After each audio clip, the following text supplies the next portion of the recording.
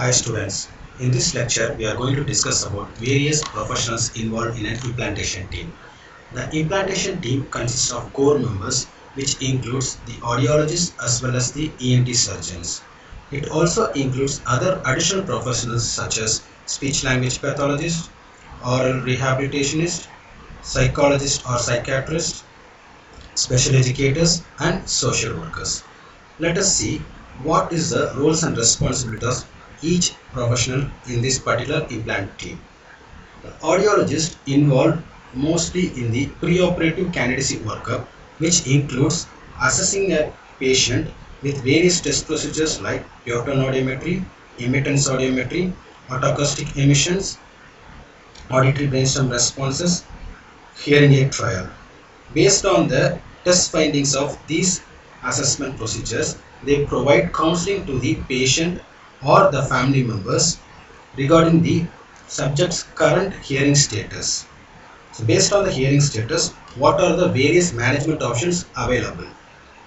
Which would be the better management option for a particular individual? What will be the benefits and risks involved in such management options? Those counseling will be provided by an audiologist preoperatively. After surgery, the implanted device has to be turned on. This will be done by an audiologist. Based on the performance with the implanted device, post-operatively, the device will be fine-tuned. The amplification of the device will be fine-tuned by an audiologist. Also, they will call the patients for frequent follow-up in order to evaluate how much of benefit they receive from the implanted device. For this, they perform various audiological and non-audiological test procedures. With respect to ENT surgeon, they also involve in preoperative candidacy workup where they refer the patients to various other professionals in order to know whether a patient is fit for surgery. For example, they refer the patient to audiologist to get the hearing status of the individual and which type of implantable device is better suitable for that individual.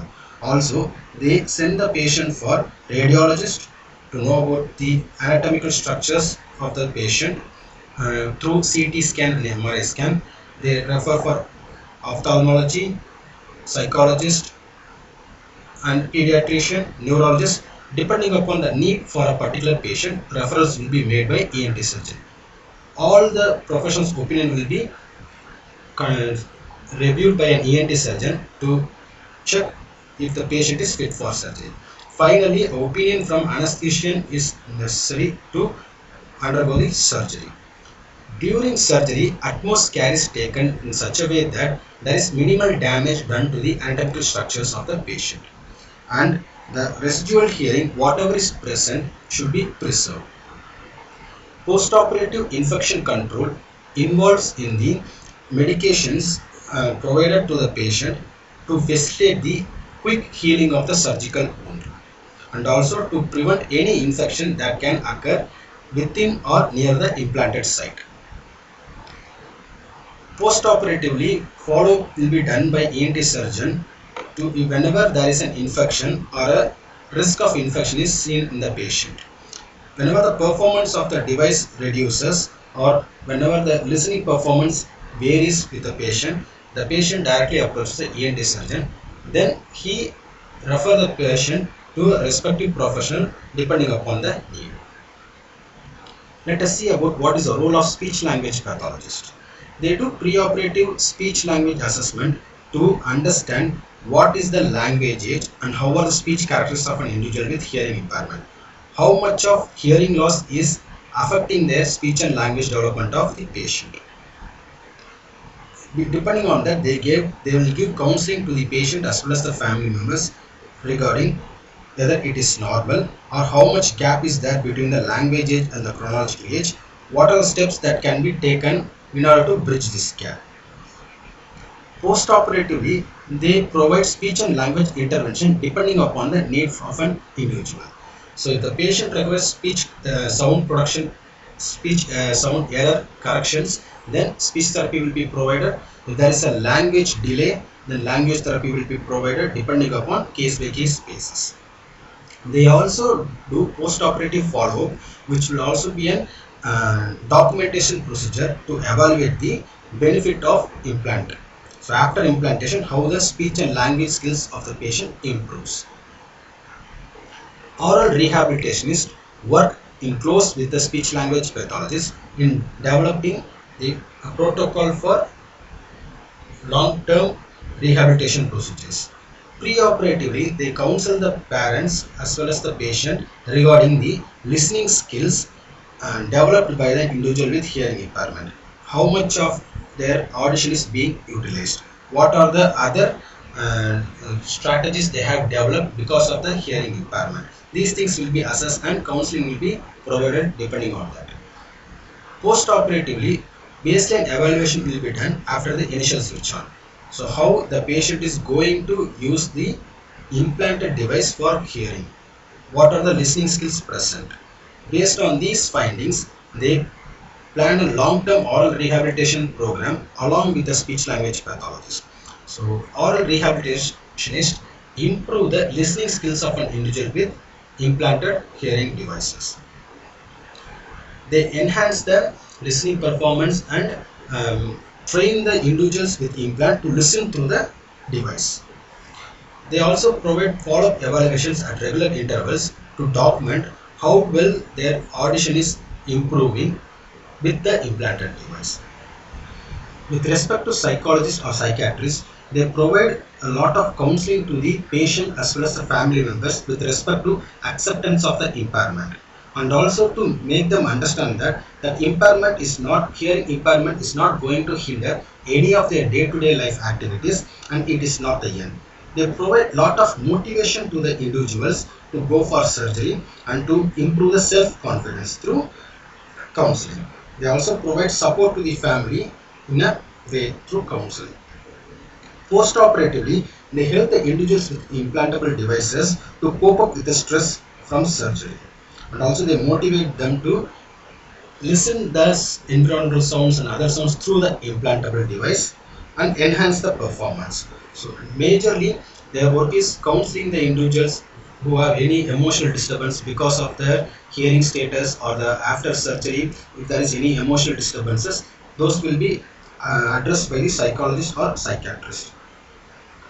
The special educators, they can plan the education placement of a child or an individual with hearing impairment who are using implantable hearing solutions. They work close with the oral rehabilitationist, speech language pathologist, and link these professionals to the school teachers.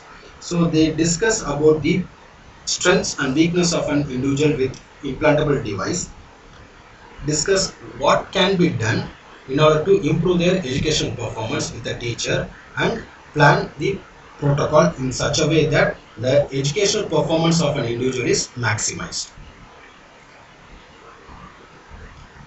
The social workers reach the community in order to identify the potential candidates in an environment. So they are the bridge between the professionals and the community. They explain the benefits of implantable devices to the people who will benefit from such services.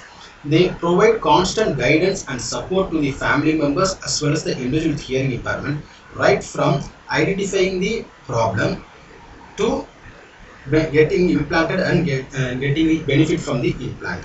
Also, whenever they have problem with the implanted device, or if any of the accessories of the implant has to be changed, they will be helping the parents as well as the individual with hearing impairment to approach the professionals in order to rectify it. They coordinate with different professions, different part of time, like scheduling the appointment, follow up with the patients as well as the professionals, making contacts for maintenance of the accessories, provide guidance and support, and they will be the point of contact for community reach. The implant program coordinator deals with planning and execution of the overall program. So he has communication with various professionals, try to bring them together as a single team, assign roles and responsibilities of each and every professionals involved in the team, gives the standard operating protocol to them, then communicate with the implant provider, procure the implants, keep a stock of those implantable devices, communicate with the surgical team about the readiness of the device and the readiness of the patient. So they oversee the whole program and how it is being running smoothly. And they also document all the outcomes of or the reports of the patients in order to evaluate how a particular implantation program is going through. In summary, the successful implant program depends upon the collective team effect of team effort of teamwork of the all professionals involved in the implantation team. It is not that only audiologists or only ENT surgeon or the core member and their contributions more. It is each and everyone's responsibility to change the quality of life of an individual with hearing impairment. Moreover, though these professionals are the social workers, special educators are helping the individual with hearing impairment to lead a better life, it is the family support going to play a major role in the implantation program. With these things, I'll conclude this lecture by giving a brief overview of the roles and responsibilities of various professionals involved in an implantation team. And these are the references used for this particular lecture. Thank you.